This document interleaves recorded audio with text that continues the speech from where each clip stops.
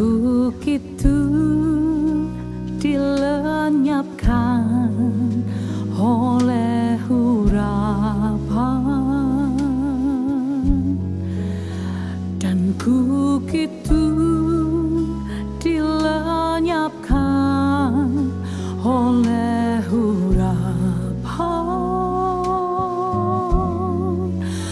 Oh, datanglah pengurapan, penuhiku sekarang. Ku sembah Kau, Yesus Tuhan, Raja segala raja. Dan bebanmu dilenyapkan oleh urapan, dan bebanmu dilenyapkan oleh urapan. Oh, datanglah pengurapan, penuhiku sekarang. Ku sembah Kau, Yesus Tuhan, Raja segala raja. Ku terima urapanmu, penuhiku. Ku terima urapanmu sekarang.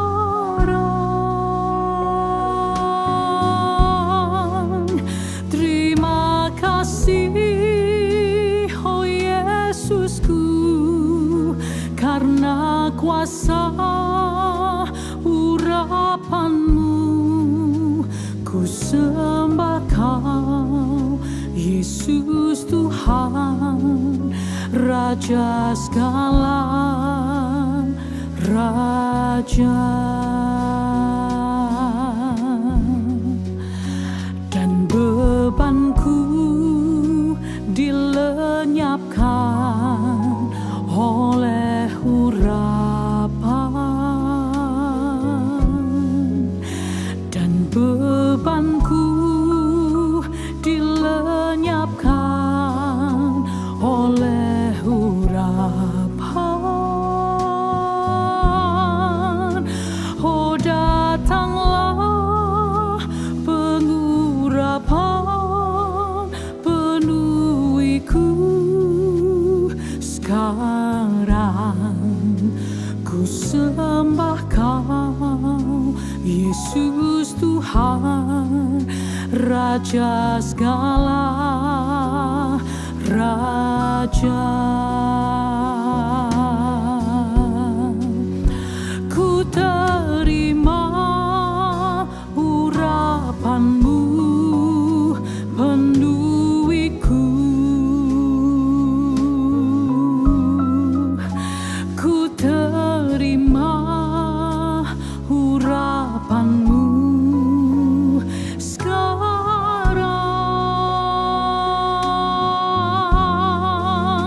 Terima kasih, oh Yesusku, karena kuasa urapanmu.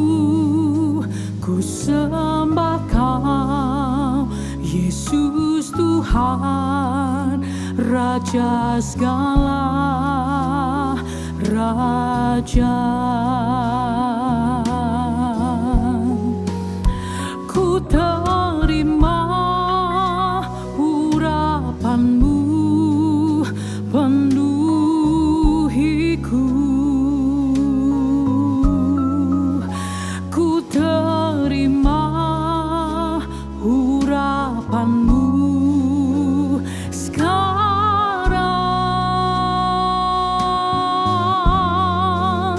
Terima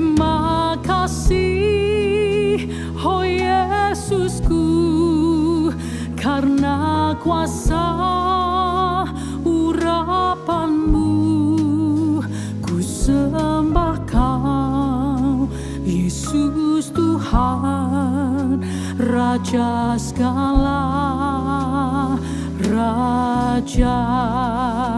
Ku sembah Kau, Yesus Tuhan, Raja segala Raja. Ku sembah Kau, Yesus Tuhan, Raja segala Raja.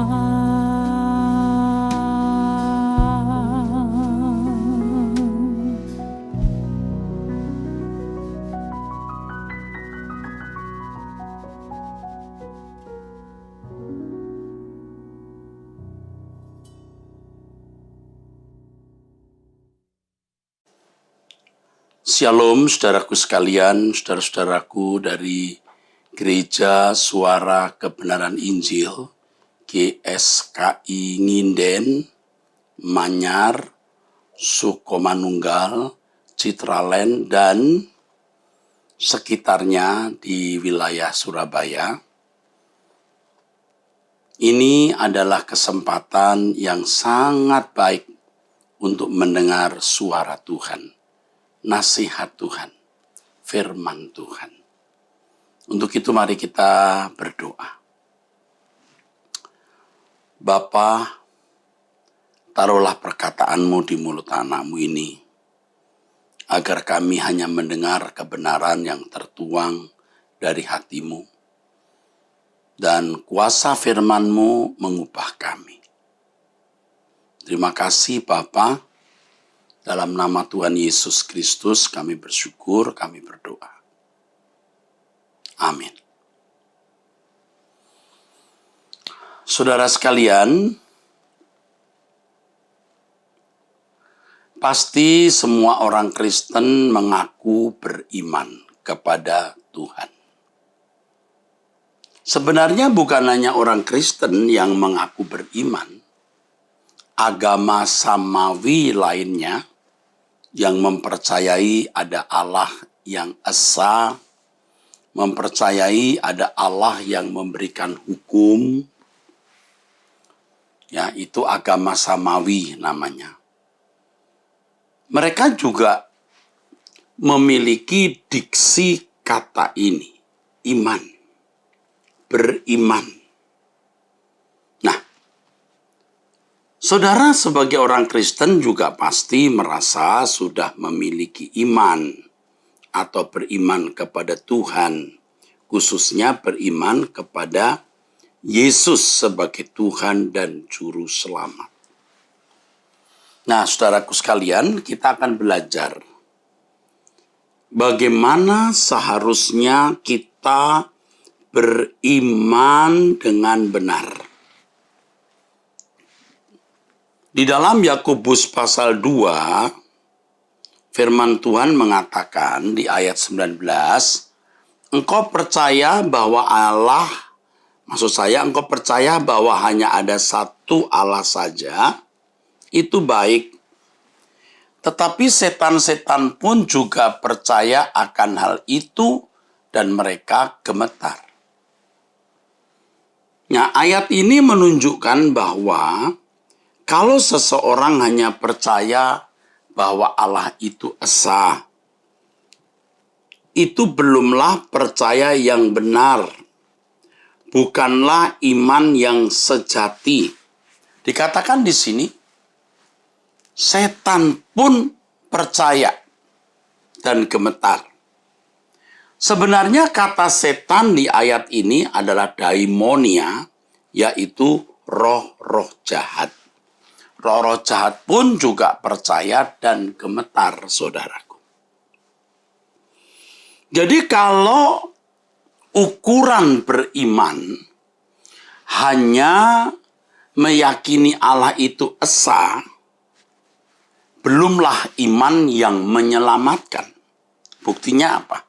Setan pun atau roh jahat pun juga memiliki keyakinan seperti itu. Nah, Tetapi selama ini kenyataan yang kita saksikan, kita lihat, dan jangan-jangan kehidupan saudara sendiri merasa sudah beriman karena percaya Tuhan itu ada, Tuhan itu esa. Kalau hanya percaya demikian, saudaraku, itu belum iman yang sejati, saudara. Nah, kemudian kita melihat di dalam Yakobus pasal 2 itu, apa sebenarnya yang dimaksud dengan iman. Dikatakan di dalam Yakobus pasal yang kedua, ayat yang ke-22, maksud saya dari ayat 21, bukankah Abraham bapak kita dibenarkan karena perbuatan-perbuatannya ketika ia mempersembahkan Ishak anaknya di atas Mizpah? Iman itu bukan hanya keyakinan di dalam pikiran, bukan hanya aktivitas nalar, saudaraku. Iman itu tindakan. Iman itu perbuatan konkret. Tindakan dan perbuatan konkret, saudaraku. Dari tindakan atau perbuatan seseorang, itu nampak imannya. Nyata. Nah, kita bisa melihat bagaimana Abraham sebagai bapak orang percaya, yang juga disebut sebagai sahabat Allah, memiliki iman. Kalau kita membaca kitab Roma pasal 3, Roma pasal 4, juga kitab Galatia, kita banyak mendengar, saudaraku. Maksud saya, banyak membaca ayat-ayat yang mengatakan bahwa orang dibenarkan bukan karena perbuatan, tetapi karena iman. Nah, banyak orang Kristen meleset dalam memahami iman. Asal sudah meyakini Yesus sebagai Tuhan dan Juru Selamat, mereka merasa bahwa mereka sudah beriman. Wow, bagaimana ini? Wah, kalau hanya mempercayai Allah secara demikian, meyakini bahwa Allah itu ada. Loh, setan-setan pun percaya dan gemetar. Roh-roh jahat pun percaya dan gemetar, saudaraku. Jadi tidak cukup iman itu tindakan atau perbuatan. Nah, diberi contoh di sini bagaimana Abraham melakukan apapun yang diperintahkan oleh Allah. Yaitu, ya saudara, ketika ia mempersembahkan anaknya Ishak sebagai korban bakaran. Wah, ini tindakan yang mengagumkan, yang menakjubkan dari sosok anak manusia yang mempercayai Allahnya, yang meyakini Allahnya, bahwa Allahnya itu bisa dipercayai. Ia disuruh oleh Allah mengorbankan anaknya Ishak sebagai korban bakaran, saudara. Anda tahu apa itu korban bakaran? Biasanya menggunakan binatang seperti kambing, lalu dipotong-potong dan dibakar habis seluruhnya. Coba saudara bayangkan, anak satu-satunya dan di hari tuanya. Abraham tidak memiliki pengharapan apa-apa dalam hidup ini kecuali negeri yang Tuhan akan tunjukkan. Dan selama dia hidup di dunia, anaknya ini, Ishak, tentu sebagai harta milik kesayangannya, saudaraku. Tetapi ketika Allah memerintahkan Abraham untuk menyembelih anaknya Ishak, dia lakukan. Tidak ragu-ragu. Alkitab menunjukkan kok dia menghunus pisau atau pedang itu. Pisau ya, Yang pasti sudah diasah tajam. Oh, tulang domba saja bisa dipotong, apalagi tubuh manusia. Tapi Tuhan kemudian berseru, stop, aku hanya menguji kamu, Abraham. Saudaraku, iman itu sebenarnya penurutan terhadap kehendak Allah. Penurutan terhadap kehendak Allah. Apa yang dikehendaki Allah dalam hidup setiap individu. Kalau iman itu hanya melakukan hukum, ya tidak perlu Yesus datang ke dunia. Orang-orang Yahudi juga orang-orang yang taat hukum dan meninggikan Taurat mereka.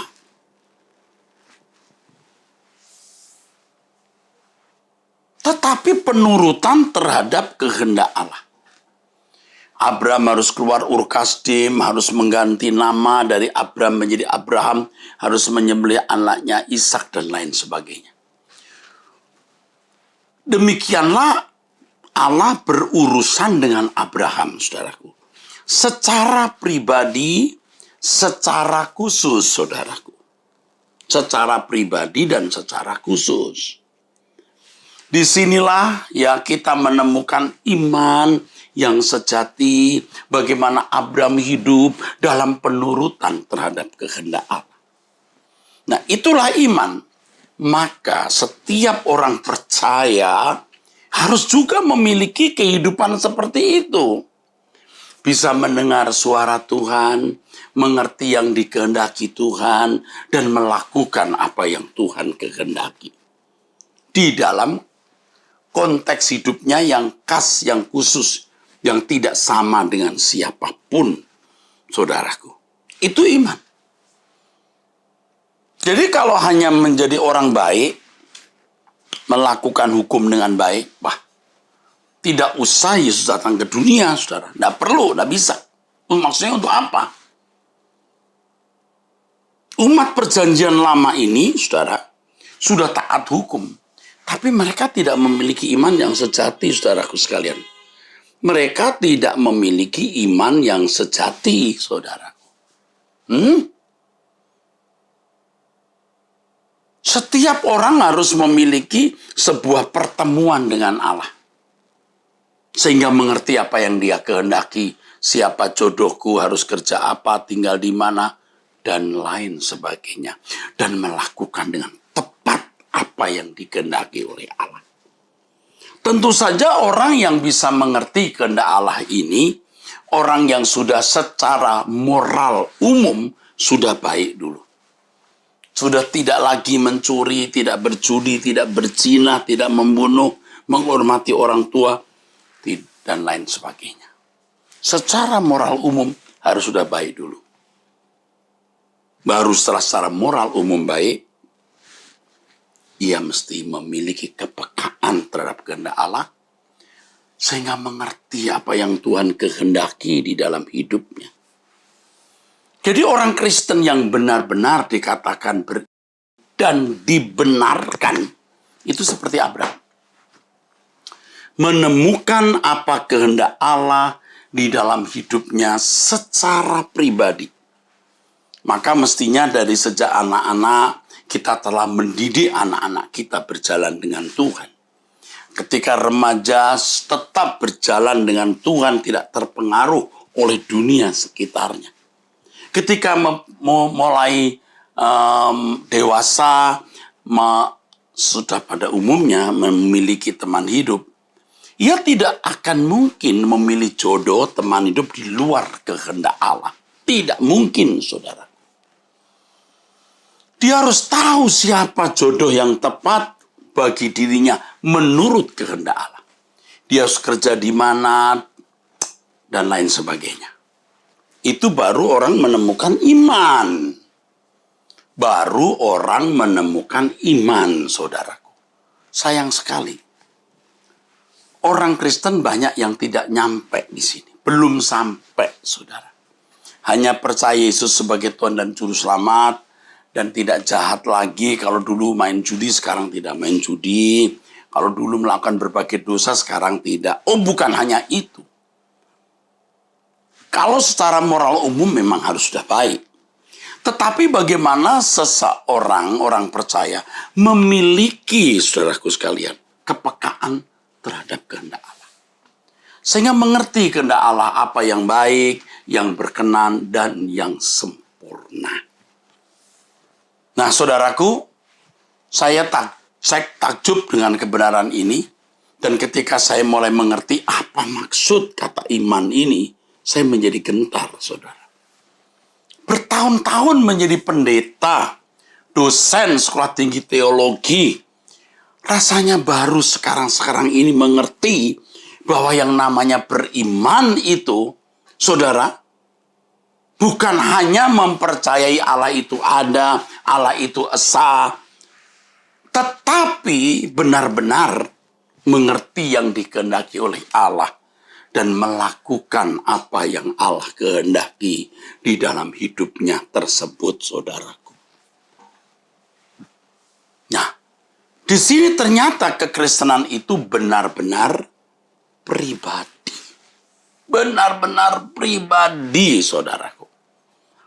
Saya sebagai pendeta hanya bisa membimbing, menjadi mentor secara terbatas.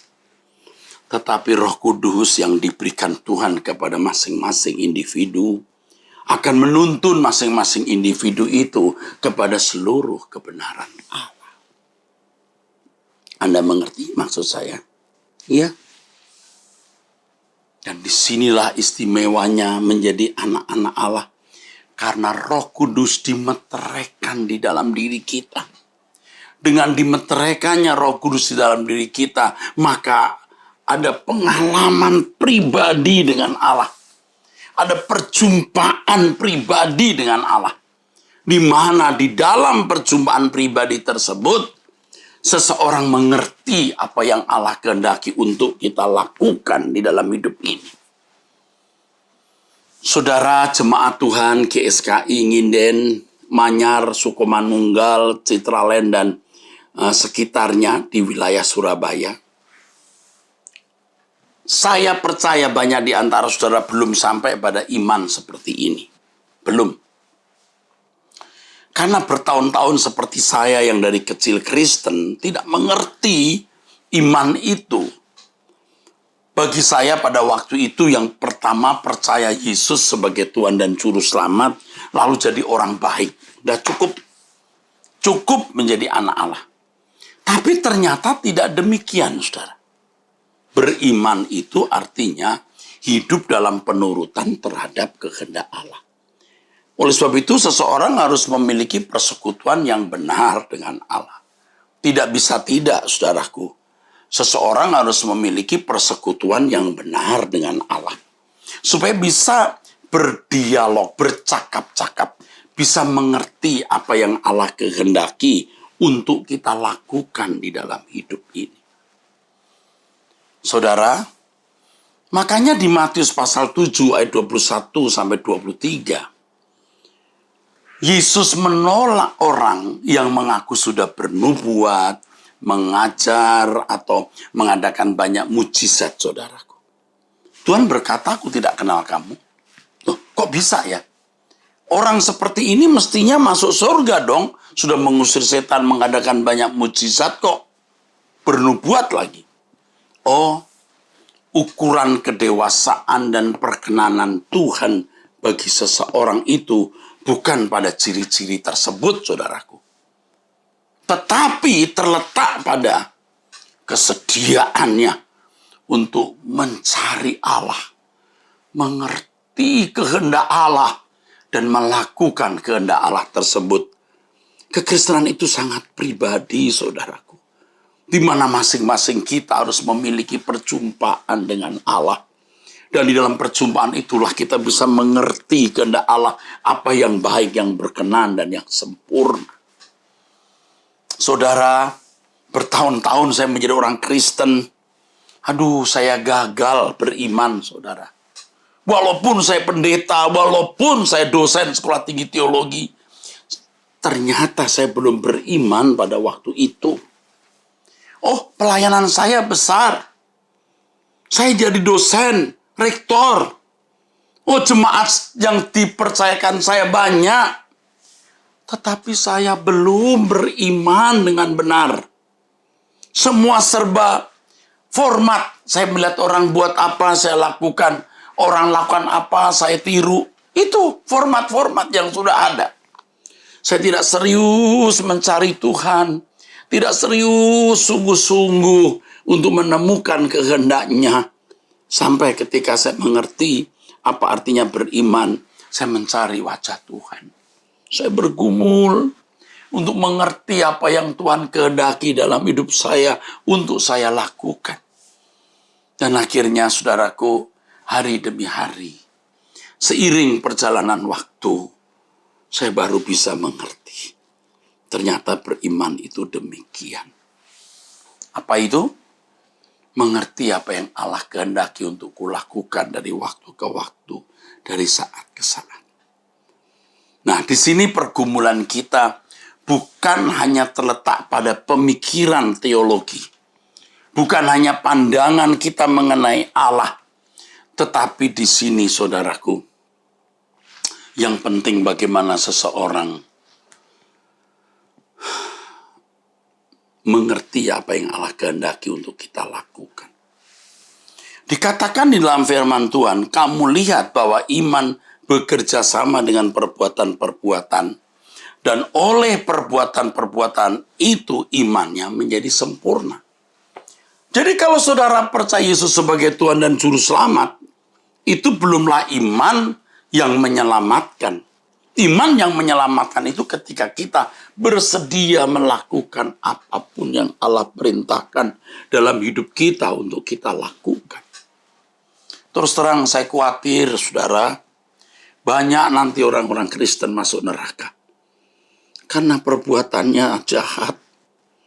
Lebih jahat kadang-kadang dari orang non-Kristen. Dan saya sudah menyaksikan itu, saudaraku. Tidak bermaksud mau mengangkat diri dan menjelek-jelekkan orang. Bahkan saya menjumpai tidak sedikit pendeta yang tidak takut akan Allah, tidak menghormati Allah secara patut. Oh, tidak mengajarkan bagaimana mengasihi, menghormati Allah secara patut. Oh, mereka bisa berkhotbah, mereka bisa menghimpun massa. Tetapi mereka tidak menuntun jemaat Tuhan kepada kebenaran yang membuat jemaat mestinya tidak mengingini apapun kecuali Tuhan. Saya takut, benar-benar saya khawatir. Saudara harus memiliki perasaan krisis ini, krisis.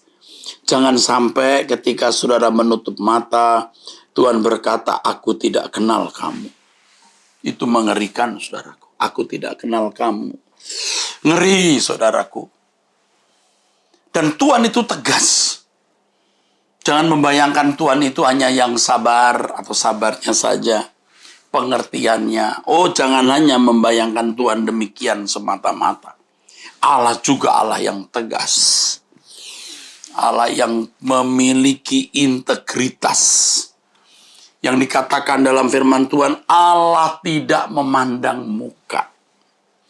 Artinya menghakimi orang berdasarkan perbuatan orang itu. Demikian dikatakan dalam 1 Petrus 1 ayat 17 dan 18 bahwa Tuhan tidak pandang muka. Artinya Tuhan tidak mempedulikan siapa kita. Tapi yang penting apakah orang itu melakukan kehendak Bapa. Jadi biar saya pendeta, kalau saya tidak melakukan kehendak Bapa, ya saya diusir. Dan terus terang saya takut, saudaraku. Makanya sering saya berkata, Tuhan, kiranya Engkau temukan di matamu aku berkenan. Kiranya Engkau temukan di matamu aku berkenan di antara manusia. Itulah kehormatanku, terindah dalam hidupku, kebahagiaan di hadirat-Mu. Kiranya Engkau temukan di matamu aku berkenan. Saudara, jangan sampai kita meninggal dunia, kita merasa kita sudah menjadi anak-anak Allah, Kita ada di hadapan pengadilan Allah. Ternyata Allah menolak kita. Tuhan menolak kita dengan berkata, aku tidak kenal kamu. Kita harus takut, saudaraku. Kita harus gentar. Jangankan saudara, saya pun juga gentar, saudaraku. Karenanya sering saya membawa diri di hadapan Tuhan. Seperti sebuah simulasi pelatihan. Ya, Tuhan, bagaimana penilaianmu terhadapku? Bagaimana aku ini di matamu, Tuhan? Aku minta petunjukmu, aku minta lawatanmu. Dan saya serius, saudaraku, untuk bertobat.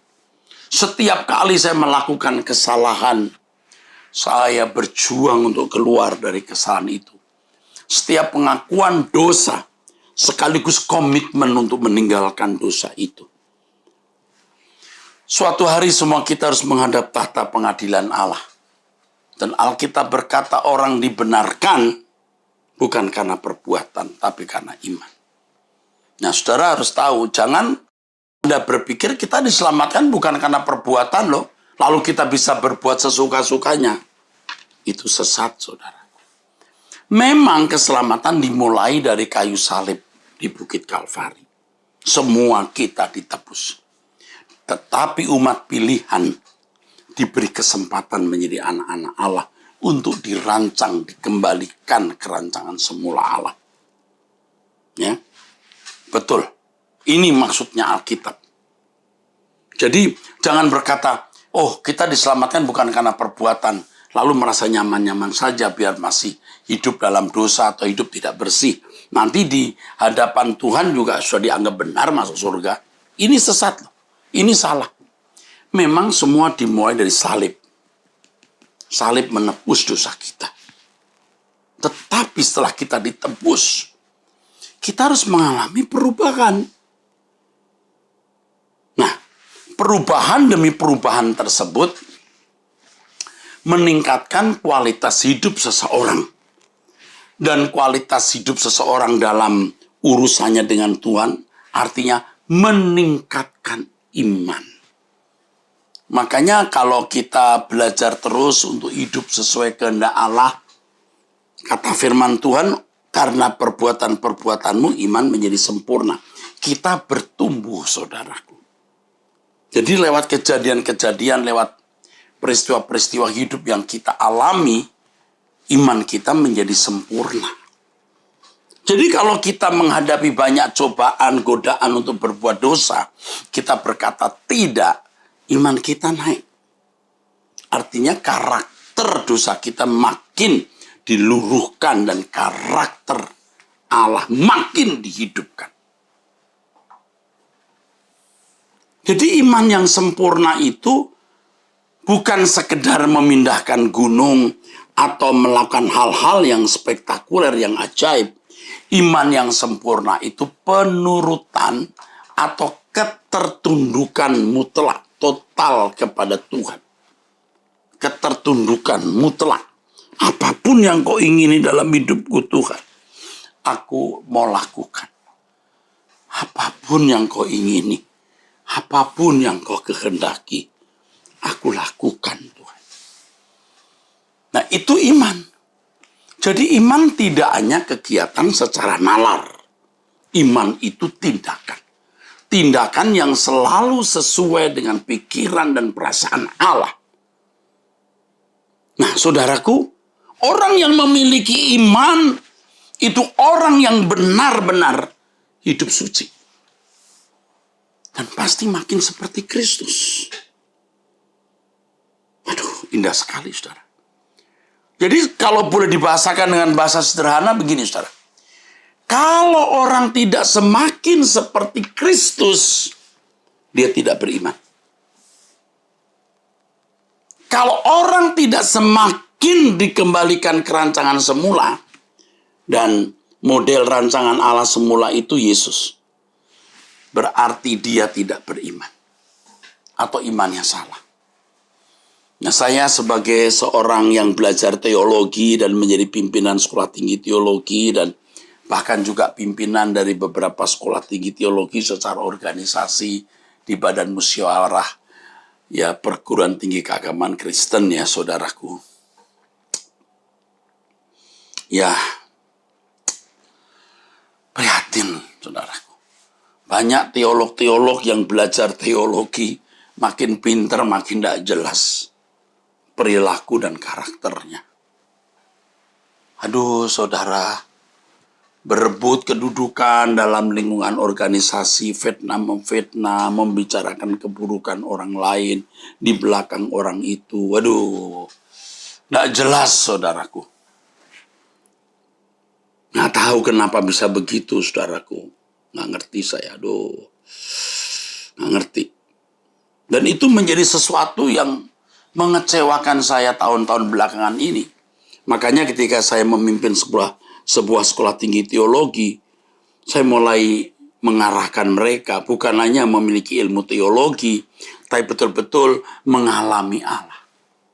Saya ajak mereka tiap hari jam 6 pagi sampai jam 6.45, jam 7 berdoa. Kadang-kadang setengah 6 saya sudah mulai berdoa. Ya, nggak bisa kalau tidak demikian. Banyak orang sekolah teologi kok makin pinter, kok jadi makin tidak karu-karuan. Makin pinter kok jadi makin sombong. Pinter secara teologi tinggi gelarnya tapi materialistis, mata duitan. Dan banyak tindakan-tindakannya yang bisa dikatakan sebagai tidak agung, saudaraku. Dan tidak usah menunjuk orang lain, saya sendiri. Saya sendiri juga begitu dulu, saudara. Hidup saya nggak bersih, saudaraku. Saya meratapi itu, kenapa ya Tuhan? Kok hidupku seperti ini ya Tuhan? Lalu Tuhan tuntun saya, saudara. Tuhan bimbing saya untuk bisa melihat satu dimensi baru dalam hidup kekristenan. Ternyata iman itu penurutan terhadap kehendak Allah. Dan itu ya sangat pribadi.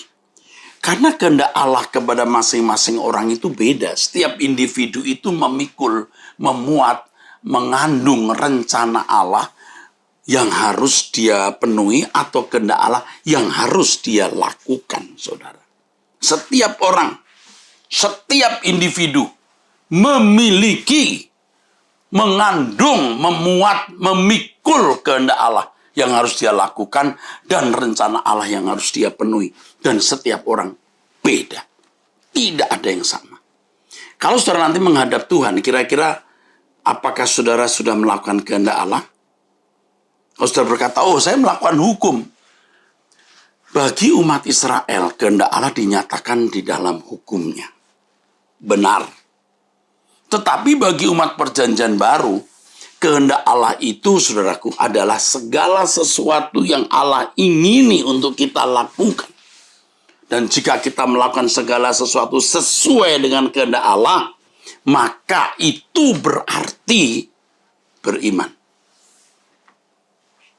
Nah, banyak orang fokusnya hanya bagaimana mengalami dan menikmati kesenangan, bagaimana cita-citanya tercapai, bagaimana dia menjadi seorang yang terkenal, terhormat, tetapi tidak memikirkan apa kehendak Allah yang harus dia lakukan. Sekali lagi, soal hukum, moral umum tentu harus baik dulu. Baru dia dibawa kepada fase ya yang lebih tinggi, yaitu mengerti kehendak Allah. Masing-masing orang memiliki kehendak Allah yang berbeda dan rencana Allah yang berbeda pula, saudara. Dan itu harus ditemukan. Oh, terus terang, kita mestinya takut, saudaraku. Takut kalau suatu hari kita menghadap Tuhan dan ternyata kita belum melakukan apa yang Allah kehendaki. Takut kita mestinya. Makanya ada satu kalimat lagu yang saya tulis, kalimatnya begini. Beriku kesempatan di sisa waktuku, kau ubahkan. Nggak puas jadi pendeta, nggak puas jadi doktor teologi, nggak puas memiliki berbagai jabatan. Oh, itu tidak ada artinya. Tapi kalau kita bisa menyenangkan hati Allah, itu segalanya. Beriku kesempatan di sisa waktuku, Kau ubahkan. Sebelum saya diubah Tuhan seperti ini, saya dugal juga, saudara. Cuman nggak ketahuan aja. Wah, kalau saya tidak bertobat, takut saya, saudara, masuk neraka, saudaraku. Ngeri, saudara. Puji Tuhan, saya dihajar Tuhan itu berkali-kali. Dan lewat hajaran itu saya mau berubah. Ngeri kalau orang sudah tidak dihajar, tidak ditegur oleh Tuhan, dibiarkan. Mati dia, binasa. Jadi sekarang saudara mau nunggu apa? Hidup ini singkat. Seberapa sih senangnya memiliki harta, uang, kekayaan, kehormatan, rumah mewah, mobil mewah, kesempatan jalan-jalan dan lain sebagainya. Seberapa sih sampai saudara mengeliminir atau memisahkan Tuhan? Seberapa sih, saudaraku? Karenanya kita harus berani investasikan waktu dan hidup kita hanya untuk Tuhan. Hanya untuk Tuhan saja. Keberadaan gereja kita ini bukan sekedar sebagai jemaat punya gereja dan bisa berliturgi. Tetapi gereja yang mengajarkan kebenaran sesuai dengan nama gereja suara kebenaran itu. Dan dengan kebenaran tersebut kita bertumbuh. Kita menjadi dewasa. Kita berkenan kepada Tuhan. Kita menyenangkan hatinya. Jadi iman tanpa perbuatan seperti tubuh tanpa roh. Ya. Jelas dikatakan, jadi kamu lihat bahwa manusia dibenarkan karena perbuatan-perbuatannya. Bukan hanya memiliki nalar percaya Tuhan sebagai juru selamat atau Yesus sebagai juru selamat, tetapi penurutan terhadap kehendak Allah, langkah-langkah hidup setiap hari yang menangkap apa yang Allah kehendaki dan dia lakukan rencana Allah yang dia penuhi dalam hidup ini. Itu saudaraku sekalian. Jadi kalau kita meneliti hidup kita masing-masing hari ini, ternyata kita belum hidup suci secara patut, jangan ngaku beriman. Orang yang benar-benar beriman itu mengerti kehendak Allah, melakukan kehendak Allah. Dan kalau Allah memiliki rencana, saudaraku, apa yang dia lakukan? Menyelesaikan pekerjaan Bapa. Allah menyediakan diri menjadi Allah kita. Allah menyediakan diri menjadi sahabat-sahabat kita. Menjadi sahabat kita maksud saya. Dan betapa itu keindahan saudaraku. Seperti Abraham menjadi sahabat Allah. Oh, Abraham menjadi sosok bapak orang percaya. Kita bukan orang Israel, kita bukan orang Yahudi. Tapi kalau kita memiliki iman seperti yang dimiliki Abraham, itu berarti, saudaraku sekalian, kita umat pilihan. Kita bukan orang Yahudi, kita bukan anak Abraham secara darah daging. Tapi kita anak Abraham di dalam iman, kita umat pilihan. Jadi kalau saudara mengaku beriman, ini loh, sosok iman. Memuat, mengandung, memikul kehendak Allah dalam hidupnya yang dia penuhi. Memuat, mengandung, memikul pekerjaan Allah yang dia harus selesaikan. Ya, jangan sembarangan bicara kita dibenarkan karena iman, titik, lalu tidak buat apa-apa. Kita dibenarkan oleh iman. Tetapi lihat bagaimana orang yang hidup beriman itu. Kalau kita membaca di Perjanjian Baru, Rasul Paulus. Rasul Paulus. Ini rasul yang benar, saudaraku. Rasul yang benar, yang sungguh-sungguh, saudaraku. Memiliki kehidupan orang beriman. Makanya kalau banyak pendeta berteori tentang iman, begono begini, berdebat begono begini, cukup saya beritahu. Kalau engkau sungguh-sungguh beriman, hidupnya Paulus itu model iman yang benar. Kalau kita membaca, kita menyaksikan di media sosial, saudaraku, bagaimana orang-orang berdebat, saling menyakiti, saling melukai dengan kata-kata yang tidak patut. Saudara, ironis sekali mereka itu banyak yang punya gelar apakah sarjana teologi, magister teologi, atau S2, bahkan pendeta. Tetapi saudara, lihat kelakuan mereka di dalam media sosial itu tidak mencerminkan sama sekali sebagai utusan Kristus. Tidak patut kita nonton yang begitu, saudara. Tidak patut. Tidak patut kita mengikuti apa yang diajarkan karena kita malah bisa meleset dan tidak melakukan kehendak Allah secara benar.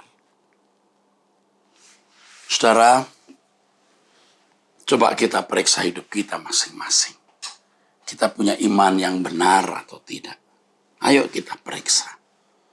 Tuhan mau berbicara kepada kita dan menunjukkan jalan hidup kita. Bagaimana kita mengisi hari hidup kita. Kita memaknai hari hidup kita di dalam penurutan terhadap kehendak Allah. GSK Inginden, Manyar, Sukomanunggal, Citraland, dan wilayah sekitar Surabaya. Ayo kita hidup baru di dalam Tuhan. Kalau selama ini pengertian kita salah mengenai mengikuti Yesus, kita sekarang mau berubah. Kalau dulu kita ikut Yesus hanya karena kita mau supaya kita ini diberkati, disembuhkan. Tapi sekarang kita ikut Yesus karena kita mau menjadi kekasihnya, menjadi anak-anak Allah. Yang suatu hari ketika kita menutup mata, Tuhan akan menjemput kita dan membawa kita, saudaraku. Supaya di mana Yesus ada, kita ada sesuai dengan firman-Nya. Bahwa dia pergi menyediakan tempat bagi kita. Dan kalau dia sudah menyediakan tempat bagi kita, dia akan datang kembali dan membawa kita supaya di mana dia ada, kita ada. Puji Tuhan, saudaraku. Dan ini yang menjadi kerinduan kita. Ya. Kau yang kurindukan, Kau yang ku nantikan, bila ku boleh datang memandang wajah-Mu, Tuhan. Kau yang ku rindukan, Kau yang ku nantikan, bila ku boleh datang memandang wajah-Mu, Tuhan. Hanya orang-orang yang betul-betul melepaskan segala percintaan dunia dan betul-betul meninggalkan dosa, rindu dan sudah melakukan kehidupan yang berkenan kepada Allah yang bisa berkata, hanya Kau yang kurindukan, hanya Kau yang kubutuhkan. Saudara, jangan sampai kita menyesal, ya. Jangan sampai kita menyesal. Kalau Tuhan sudah memberi kita kesempatan untuk mengenal Dia dan mendengar firman begitu indah pada kesempatan ini, ayo kita bertobat, saudaraku. Benar, jujur, saya sering sedih. Saya melihat banyak orang Kristen belum memiliki iman. Mereka hanya punya keyakinan di dalam pikiran mereka, tapi mereka tidak memiliki iman yang benar, saudaraku. Sayang, saudara, kasihan sekali, saudara. Kalau Tuhan Yesus datang, mereka akan tertolak. Sedih sekali, karena tidak melakukan kehendak Bapa. Yang sama karena tidak memiliki iman yang sejati. Seperti yang dimaksud oleh firman Tuhan. Saya percaya apa yang saya sampaikan ini akan memberikan inspirasi yang berharga kepada saudara. Ya. Dan saya rindu Anda sungguh-sungguh diubahkan oleh firman ini. tetaplah kita bergereja di sini. GSKI Nginden, Manyar, Sukomanunggal, Citraland, dan sekitar Surabaya. Tetaplah kita ada di gereja ini. Gembala sidang kita, Bapak Aswin, hamba Tuhan yang memang telah ditunjuk Tuhan untuk mengembalakan saudara. Ya, doakan dia. Dan di tengah-tengah suasana COVID ini, ayo kita jaga kesehatan dengan meningkatkan imunitas kita, olahraga, makan yang sehat, tidur cukup, saudaraku, ya. Usahakan tidak keluar rumah jika tidak sangat penting, memakai masker terus, ya, social distancing, cuci tangan, dan seterusnya. Ya, saudaraku, dan jangan lupa, saudara, di tengah-tengah suasana COVID ini, saudara tetap harus mendukung keuangan gereja yang memang benar-benar dibutuhkan. Saya tidak mendapatkan pesan mengenai ini secara khusus, tetapi hanya tergerak sendiri untuk menyampaikannya kepada saudara. Mari kita berdoa. Bapa, memberkati umat-Mu, jemaat GSKI Nginden, Manyar, Sukomanunggal, dan Citraland, serta wilayah sekitar Surabaya yang digembalakan oleh Bapak Pendeta Aswin. Bapak, tolong agar jemaat-Mu tetap setia memandang Engkau. Tolong Bapak agar mereka mengenal kebenaran dan diubahkan.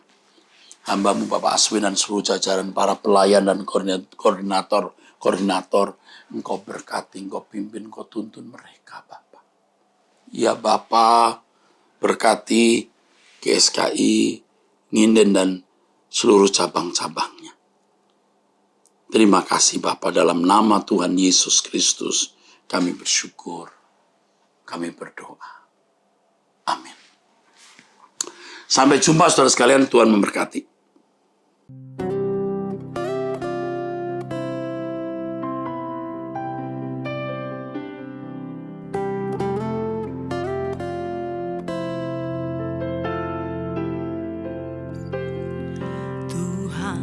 Ku percaya rencana-Mu indah, walau saat ini tak ku mengerti.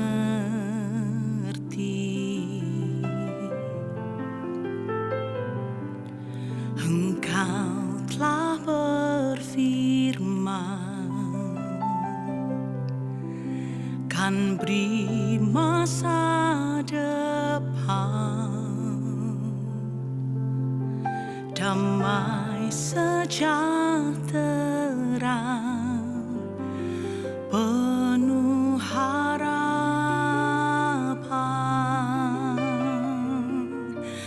Ku tahu rencana-Mu indah bagiku.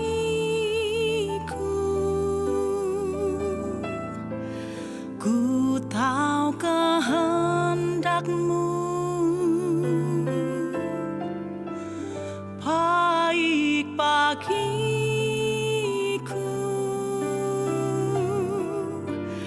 Ku tahu rancangan-Mu sempurna bagiku.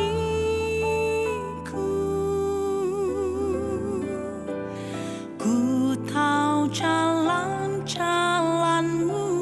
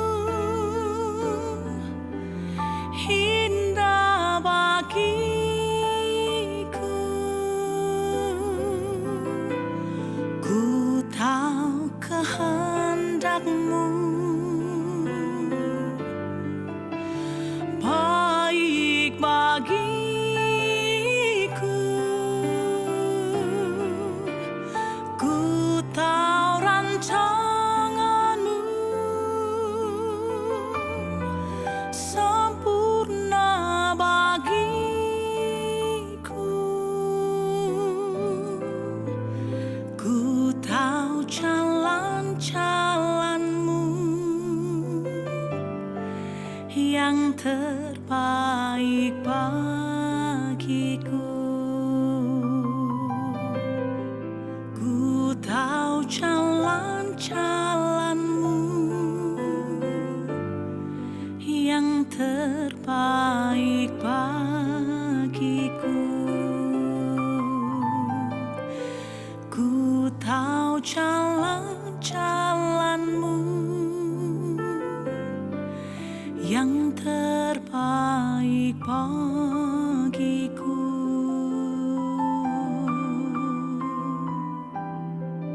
Sungguh rencanamu pasti yang terbaik bagiku.